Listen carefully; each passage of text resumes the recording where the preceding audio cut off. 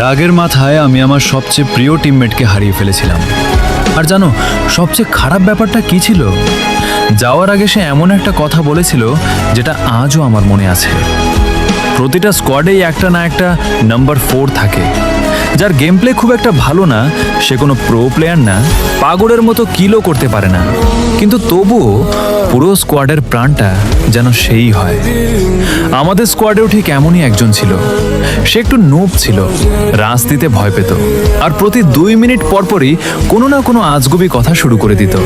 কখনো পুরনো জোকস, কখনো ফেক কল আউট, আবার কখনো কোনো কারণ ছাড়াই হাসতে শুরু করত।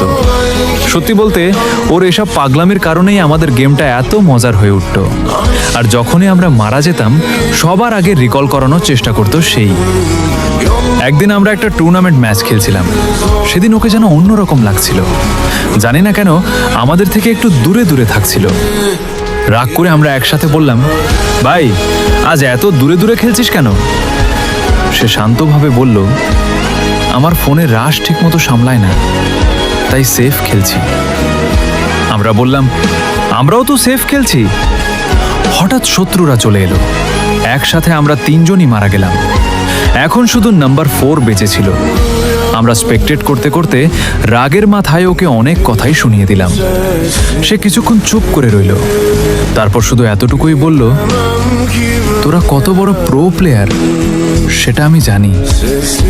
এরপর সে নিজের উপর একটা মলি ছুড়ে দিল। আমাদের রাগ তখন আরো বেড়ে গেল। লবিতে ফিরে আমরা বললাম, নিজেকে মেরে ফেললি কেন? টপ 10-এ তো যেতে পারতাম, এটা তো বেস্ট অফ সিরিজ ছিল। আমরা বলতেই থাকলাম, আর সে শুধু একটা লাইন বলল, সরি ব্রো। তারপর সে লিভ দিয়ে চলে গেল। এরপর থেকে আর কখনো অনলাইনে আসেনি, কোনো ইনভাইটেরও রিপ্লাই দেয়নি। এখনো আমরা কখনো 2 জন, কখনো 3 জন মিলে স্কোয়াড খেলি, কিন্তু আমাদের নাম্বার 4-এর জায়গাটা আজও খালি। আর আজ আমি বুঝি, প্রতিটা স্কোয়াডের শুধু প্রো প্লেয়ার দরকার হয় না, কখনো কখনো নুব গেম প্লেওয়ালা একজন মানুষই পুরো স্কোয়াডটাকে পরিবারের মতো অনুভব করিয়ে দেয়। আর তোমাদের স্কোয়াডেও যদি এমন একজন নাম্বার 4 থাকে,